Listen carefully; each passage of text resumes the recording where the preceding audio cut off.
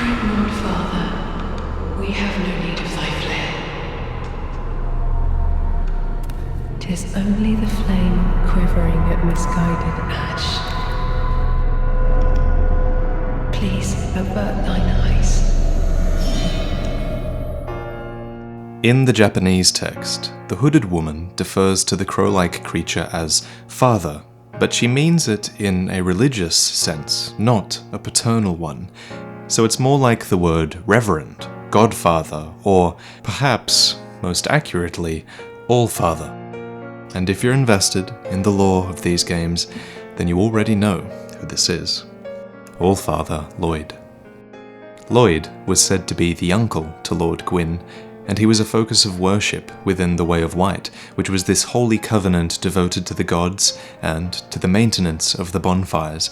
And in particular, Lloyd was known for his cleric knights, and he was praised for their undead hunts, which were successful partly because of Lloyd's talismans, which were these throne items that block undead recovery via Estus. And in the earlier footage, we saw Lloyd flaying himself over a lord vessel full of this liquid fire, which is like Estus, really. So, this creature, being Lloyd, is a certainty to me. Most notably, Lloyd is no longer a proud man like he's described previously. In fact, in the current age of Dark Souls 3, Allfather Lloyd is described as being long forgotten by the Way of White, and the clerics of Karim stand strong in their assertion that Lloyd was always a derivative fraud, with his Allfather title self-proclaimed.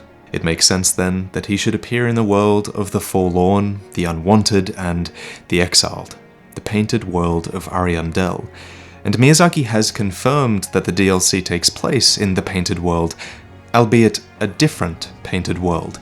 There's this article from Polygon that I'm going to talk about, which mentions quite a few things that you wouldn't have caught if you just watched the trailer. So first, Miyazaki says that he's aiming for a more gothic flavor in not just this DLC, but the next DLC as well. They're linked in this sense, the two DLCs, and they're said to be somewhat unique from the base game, and IGN Japan reports that the focus is on the second DLC to complete and finish the story. There will be 2 new bosses, and we've actually seen all elements of both of the fights. In what is presumably the main boss fight, the female character clearly serves as Phase 1, displaying this dominance over the tied-up Allfather. As to the woman's identity, she's actually been mentioned in-game already. The Corvian Great Scythe reads, "The mistress of the painted world is said to wield a great scythe herself." And we always assumed that this was referring to Priscilla of Dark Souls 1, but since the word mistress actually means a woman in position of authority or control, it's clearly, in my opinion, referring to this woman, someone with a thematic connection to Priscilla, with the Corvians, and with the Way of White also.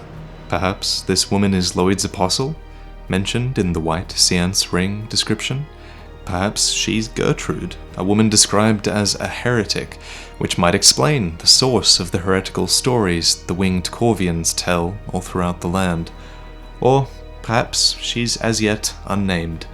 I read that there were a lot of people crying Velka as soon as they saw her, and honestly I'd be a bit disappointed if this was Velka. I don't envision Velka, this god that the other gods and lords fear. I don't envision her as a simple humanoid being, to be honest. The other boss fight starts with a human duel as well, with the wolf joining the fight after the defender falls, according to Polygon. But interestingly, in the trailer we don't see the wolf join the fight after the death of the human. We see him join immediately after this shield bash. So why is that? Why is there a discrepancy in the information here? My best guess is that the flash of the wolf's face here when you get shield bashed might trigger the wolf's appearance in the fight early if you get caught by it. And considering that this human enemy is so oddly dressed and actually a player-like NPC, do you think this could be a sign that this is an actual player, like in the Mirror Knight fight from Dark Souls 2, for example? I hope so. That was one of the best encounters in Dark Souls 2. And I love the way the wolf fights. I just have to say that. It's so reminiscent of Sif, and I do believe it is Sif, or at least it's an incarnation of him, just like Osiris was an incarnation of Seath, for example. The visual details are identical. His face and his eyes are exactly the same. I can't wait to find out more about why he's here, and I do hope they really fleshed out this part of the story, because they run the risk of this just being a shallow throwback if they don't flesh it out. Anyway, my favourite move of his is this one, where he misses you to kick up all the snow, and then he attacks you from within the mist. It's this fighting style that's consistent with how the wolves are described in-game as enemies, how they confound their prey when they fight. And regularly sized wolves are enemies in the DLC too, though we only see one in the trailer.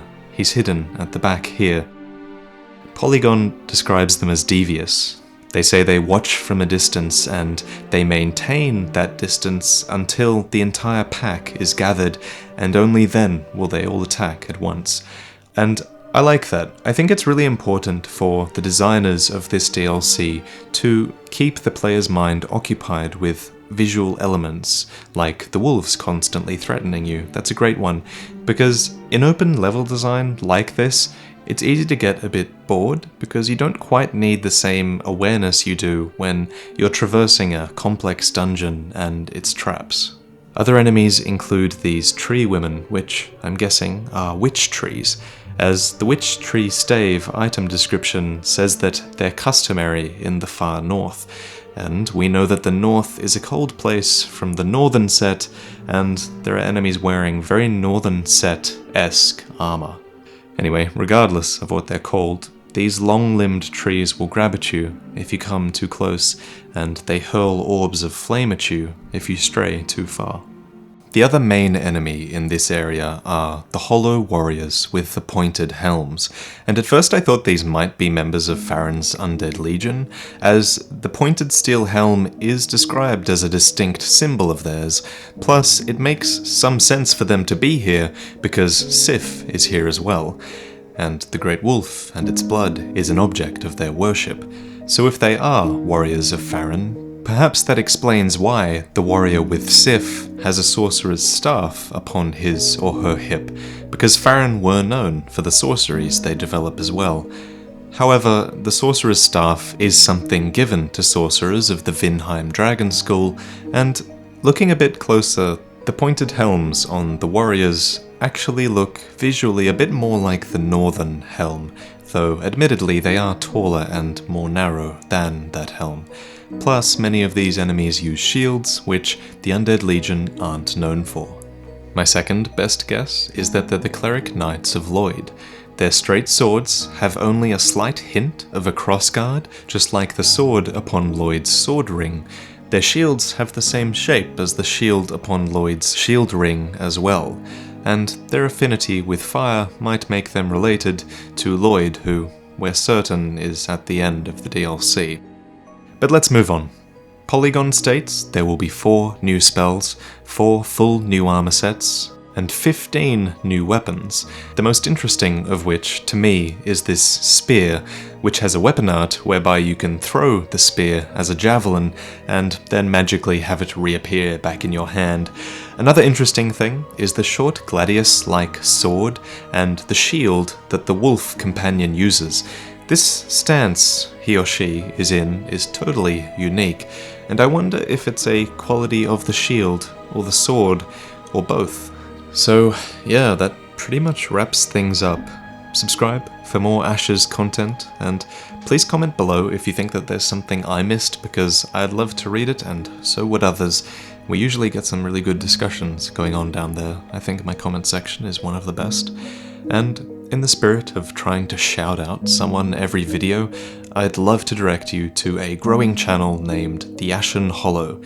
Jake has been doing a great job breaking down some of the more specific questions of the series, and he has a particularly good couple of videos on Valka and his theories surrounding her, so let's see if they get proven right or wrong in the coming months. Thanks for watching, again, and special thanks to patrons. I'll see you next week.